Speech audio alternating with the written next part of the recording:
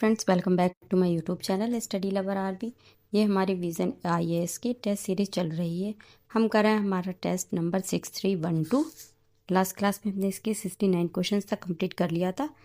इसके क्लास में हम आगे के क्वेश्चन सॉल्व करेंगे। तो चलिए क्लास स्टार्ट करते हैं। क्वेश्चन नंबर हमारा 70 है। इसमें निम्नलिखित कथनों पर विचार कीजिए।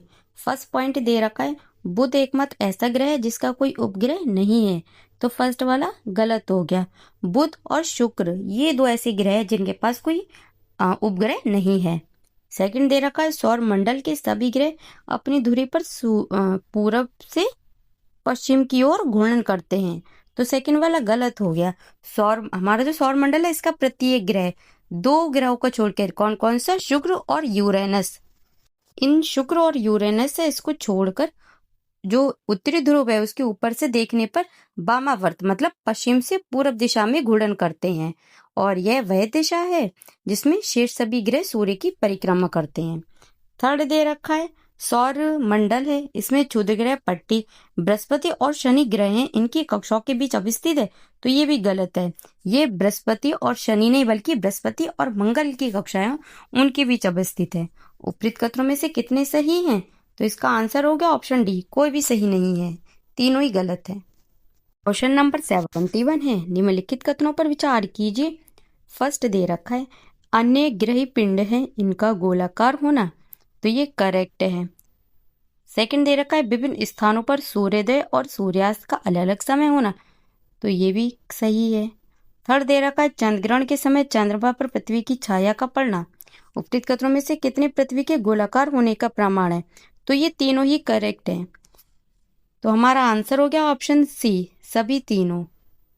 दूरबीन है, इससे किए गए सभी अवलोकन है, इनसे पता चलता है कि ग्रही पिंड, सूर्य, चंद्रमा, उपग्रह और तारे जिस भी कोण से देखे जाएं वे गोलाकार ही दिखाई देते हैं, वे पूर्णतः गोलाकार होते हैं।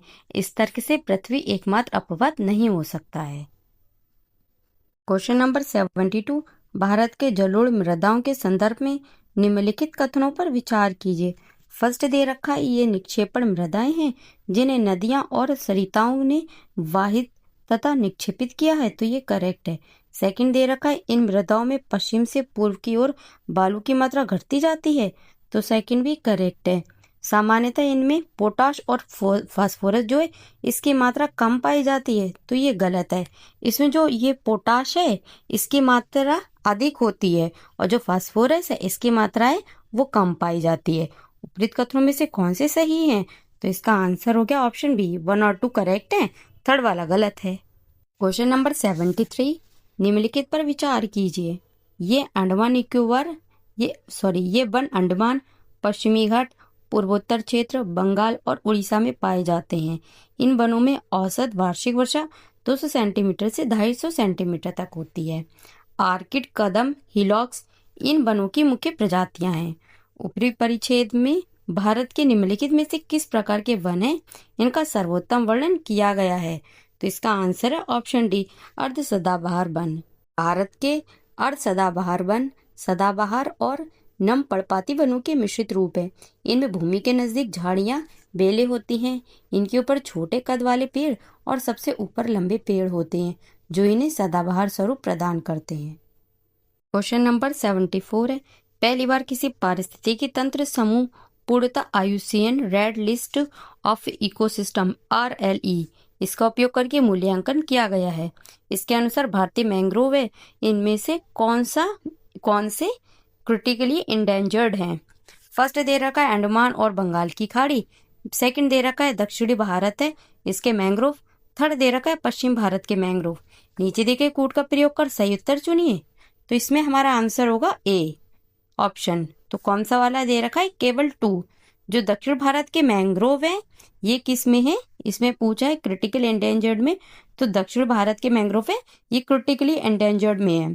और जो फर्स्ट दे रखा है अंडमान और ये बंगाल की खाड़ी, तो ये किस में? ये लीस्ट कंसर्न में है। और पश्चिम भारत के मैंग्रोव हैं ये किस में? ये वल्नरेबल में है। क्वेश्चन नंबर 75 है, इंटरनेशनल बिग कैट अलायंस है IBCA, इसके संदर्भ में निम्नलिखित कथनों पर विचार कीजिए।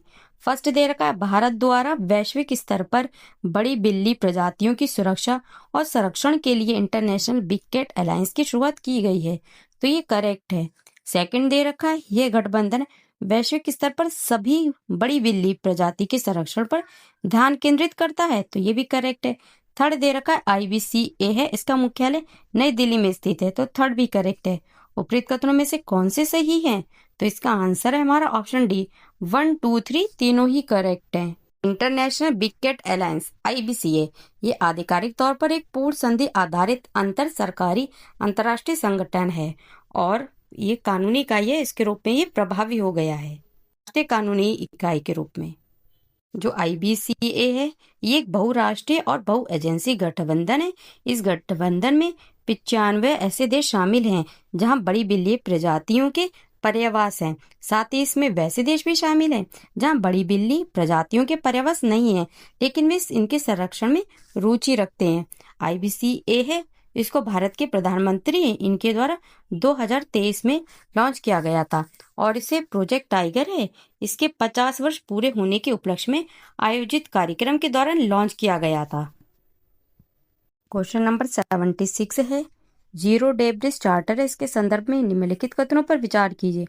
फर्स्ट दे रखा है, ये अंतरिक्ष मलबे की रोकथाम है, इसके लिए नासा एजेंसी द्वारा संचालित एक पहल है, तो ये गलत है। नासा एजेंसी नहीं है बल्कि जीरो डेब्रिस दृष्टिकोण यूरोपीय अंतरिक्ष एजेंसी ESA है। सेकंड दे रखा है, ये 2030 तक अंतरिक्ष को डेब्रिस न्यूट्रल बनाने का वैश्विक रूप से अग्रणी प्रयास है, तो ये करेक्ट है। थर्ड दे रखा है, भारत जीरो डेब्रिस चार्टर पहल के संस्थापक सदस्यों में से एक था, तो ये गलत है। उपरोक्त कथनों में से कितने सही हैं? तो इसका आंसर होगा ऑप्शन ए, केवल एक सही है। कौन सा? सेकंड वाला है। जीरो डेब्रिस चार्टर है, इसके जो हस्ताक्षर देश हैं इसमें कौन कौन है? Austria, Belgium, Cyprus, Estonia, Germany, Lithuania, Poland, पुर्तगाल, रोमानिया, स्लोवाकिया, स्वीडन और यूनाइटेड किंगडम शामिल है। भारत नहीं है। क्वेश्चन नंबर 77 है, झुमोर या झूमुर नृत्य है, इसके संदर्भ में निम्नलिखित कथनों पर विचार कीजिए। फर्स्ट दे रखा है, ये सिक्किम की पारंपरिक चाय जनजाति है उनका नृत्य है, तो ये फर्स्ट वाला गलत है। ये झूमर नृत्य सदान जो जनजातीय भाषाई समूह है इसका लोक नृत्य है जो अपनी उत्पत्ति छोटा नागपुर क्षेत्र उससे मानते हैं। सेकंड दे रखा है, यह नृत्य कृषि उत्सवों और मौसमी त्योहार हैं उनमें निकटता से जुड़ा हुआ है, तो ये करेक्ट है सेकंड। थर्ड दे रखा है, यह नृत्य ग्रामीण समुदायों में अनन्य रूप से महिलाओं द्वारा किया जाता है, तो थर्ड वाला गलत है। महिलाएं हैं वो मुख्य रूप से नृत्य और गायन में भाग लेती हैं, जबकि जो पुरुष हैं वो मादल, ढोलक या ढाक, ड्रम, झांझ, बांसुरी और शहनाई जैसे जो पारंपरिक वाद्य यंत्र बजाते हैं। उपरोक्त कथनों में से कौन से सही हैं? तो इसका आंसर हो गया ऑप्शन ए, केवल सेकंड वाला करेक्ट है, 1 और 3 गलत है। क्वेश्चन नंबर 78 है, PM सूर्य घर मुफ्त बिजली योजना, इसके संदर्भ में निम्नलिखित कथनों पर विचार कीजिए। फर्स्ट दे रखा है, यह भारत के ऊर्जा परिदृश्य को रूपांतरित करने के लिए विश्व की सबसे बड़ी घरेलू रूफटॉप सौर ऊर्जा पहल है, तो ये फर्स्ट वाला जो है वो करेक्ट है।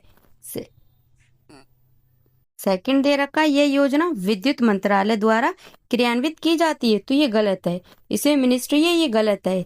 ये विद्युत मंत्रालय नहीं बल्कि नवीन एवं नवीकरणीय ऊर्जा मंत्रालय है। थर्ड दे रखा है, यह योजना परिवारों को सभी प्रकार की जो रूफटॉप सोलर प्रणाली है स्थापित करने के लिए संपार्श्विक मुफ्त ऋण उपलब्ध कराते हैं, तो थर्ड भी गलत है। सब्सिडी जो है वो परिवार की औसत मासिक जो बिजली खपत है और उपयुक्त रूफटॉप सोलर प्लांट क्षमता है इसके आधार पर प्रदान की जाती है। ये योजना परिवारों को 3 किलोवाट तक की रूफटॉप सोलर प्रणाली स्थापित करने के लिए लगभग 7% की निम्न ब्याज दर पर संपार्श्विक मुफ्त ऋण जो है उपलब्ध कराती है। उपरोक्त कथनों में से कितने सही हैं? तो इसका आंसर है ऑप्शन ए, केवल एक करेक्ट है। कौन सा? फर्स्ट वाला करेक्ट है हमारा। सेकंड और थर्ड है ये गलत है। क्वेश्चन नंबर हमारा 79 है, United Nation Human Settlement Programme UN Habitat है, इसके संदर्भ में निम्नलिखित कथनों पर विचार कीजिए। फर्स्ट दे रखा है, UN हैबिटेट संयुक्त राष्ट्र की एजेंसी है जो संधारणीय शहरी विकास को बढ़ावा देने के लिए जिम्मेदार है, तो फर्स्ट वाला करेक्ट है। सेकंड दे रखा है, इसके सदस्य राष्ट्रों को संयुक्त राष्ट्र महासभा द्वारा 4 वर्ष के कार्यकाल के लिए चुना जाता है। तो सेकंड वाला गलत है। ये संयुक्त राष्ट्र महासभा द्वारा नहीं बल्कि संयुक्त राष्ट्र की आर्थिक और सामाजिक परिषद है। कौन सी है? इकोसोक, ECOCSOC, इकोसोक है। इसके द्वारा 4 वर्ष के कार्यकाल के लिए चुना जाता है। थर्ड दे रखा UN हैबिटेट है, इसकी गवर्निंग काउंसिल में अफ्रीकी क्षेत्र के पास अन्य क्षेत्रों की तुलना में अधिक सीटें थी। तो ये करेक्ट है। उपरोक्त कथनों में से कितने सही हैं? तो इसका आंसर हो गया ऑप्शन डी, 1 और 3 करेक्ट है, सेकंड वाला गलत है। क्वेश्चन नंबर हमारा है 80। निम्नलिखित कथनों पर विचार कीजिए। फर्स्ट, मूल्य समर्थन योजना। सेकंड, फसल बीमा योजना। थर्ड है मूल्य न्यूनतम भुगतान योजना। फोर्थ है संशोधित ब्याज भुगतान अनुदान योजना। फिफ्थ दे रखा है निजी खरीद एवं स्टॉकिस्ट योजना। उपयुक्त में से कौन सी PM आशा है इस योजना के घटक हैं? तो इसका आंसर है हमारा ऑप्शन बी। कौन कौन से घटक हैं? 1, 3 एंड 5। 2 और 4 इसके घटक नहीं है। एकीकृत PM आशा जो योजना है ये कब शुरू की गई थी? तो ये 2018 में शुरू की गई थी और इसका उद्देश्य फसल खरीद संचालन है, इसको अधिक प्रभावी ढंग से लागू करना है। क्वेश्चन नंबर 81 है ट्रेल गार्ड AI है। पद प्राय निम्नलिखित के संदर्भ में सुर्खियों में रहता है। तो इसका आंसर है ऑप्शन बी, वन्यजीव संरक्षण। इसके लिए AI संचालित निगरानी प्रौद्योगिकी है। जो ट्रेल गार्ड AI है, इसने ओडिशा है इसके सिमलीपाल टाइगर रिजर्व में अवैध शिकार है इसको कम करने में सहायता की है। ट्रेल गार्ड AI, तो इसके बारे में हम जान लेते हैं। यह एक एंड टू एंड कैमरा आधारित अलर्ट प्रणाली है। इससे वन्यजीव संरक्षण इसको बढ़ाने और दूर दराज के क्षेत्रों में मानव वन्यजीव सह अस्तित्व इसको बढ़ावा देने के लिए डिजाइन किया गया है। क्वेश्चन नंबर 82 है हाल ही में पेट्रोलियम निर्यातक देशों के संगठन OPEC+ है। इसने निम्नलिखित में से किस देश को अपना सदस्य बनाने की मंजूरी दी है? तो इसका आंसर है ऑप्शन बी, ब्राजील। OPEC ये तेल निर्यातक 12 विकासशील देश हैं, उनका एक स्थायी अंतर सरकारी सदस्य संगठन है और भारत है वो याद रखना है कि वो इसका सदस्य नहीं है। OPEC की स्थापना की बात करें तो इसे 1960 है। इसमें बगदाद सम्मेलन जो हुआ था उसमें ईरान, इराक, कुवैत, सऊदी अरब और वेनेजुएला है उसके द्वारा गठित किया गया था। और इसके मुख्यालय की बात करें तो वो कहाँ पर है? वियना, ऑस्ट्रिया में। Austria, not Australia. और बात करें हम OPEC जो प्लस है तो इसके बारे में, तो जो संयुक्त राज्य अमेरिका है इसमें शेल तेल उत्पादन है उसमें अधिक वृद्धि होने से तेल की जो कीमत है उनमें गिरावट होने लगी। इसी स्थिति से निपटने के लिए OPEC है, इसने कब 2016 है इसमें 10 अन्य तेल उत्पादक जो देश है इनके साथ एक समझौते पर हस्ताक्षर करके OPEC+ है इसका गठन किया था। क्वेश्चन नंबर 83 प्रेस सुर्खियों में रहने वाला प्रोजेक्ट वाटरवर्थ है, ये संबंधित है। तो किससे संबंधित है? इसका आंसर है ऑप्शन डी, विश्व के डिजिटल हाईवे है इसके विस्तार और स्थिरता को मजबूत करने के लिए एक सबसी केबल नेटवर्क से। शुरुआत की बात करें तो मेटा है, इसने दुनिया के सबसे लंबे under sea cable system project Waterworth है इसकी शुरुआत की है। क्वेश्चन नंबर 84 निम्नलिखित सिद्धांतों पर विचार कीजिए। फर्स्ट दे रखा है बिग बैंग सिद्धांत, बिग बैंग थ्योरी। सेकंड दे रखा है हॉयल का स्थिर अवस्था सिद्धांत है, हॉयल्स स्टेडी स्टेट थ्योरी। थर्ड दे रखा है बिग स्प्रेड सिद्धांत है। उपयुक्त सिद्धांतों में से कितने ब्रह्मांड की उत्पत्ति से संबंधित है? तो इसका आंसर होगा हमारा ऑप्शन बी, 2 हैं इससे संबंधित। कौन कौन से? 1 और 2। थर्ड वाला नहीं है। जो ये बिग स्प्लिट सिद्धांत है ये सिद्धांत पृथ्वी के उपग्रह के रूप में चंद्रमा के निर्माण से संबंधित है, ना कि ब्रह्मांड की उत्पत्ति से। क्वेश्चन नंबर 85 है रानी ने अपने मित्रों को बताया कि पिछले महीने वे भारत की 3 अलग अलग नदियों गोमती, झेलम और कावेरी में नौका विहार करने गई थी। उसने निम्नलिखित में से किन शहरों का दौरा किया था? तो इसका आंसर है ऑप्शन ए, लखनऊ, श्रीनगर और कोडागू। श्रीनगर कश्मीर घाटी में झेलम नदी के किनारे, डल झील और अंचार झीलों के किनारे, हरी पर्वत और शंकराचार्य पहाड़ियों के बीच स्थित है। झेलम नदी वेरीनाग से निकलती है और यह चिनाब नदी की एक सहायक नदी है और वुलर झील से होकर प्रवाहित होती है। और गोमती या गोमती नदी है ये गंगा की एक सहायक नदी है और लखनऊ गोमती नदी के तट पर स्थित है।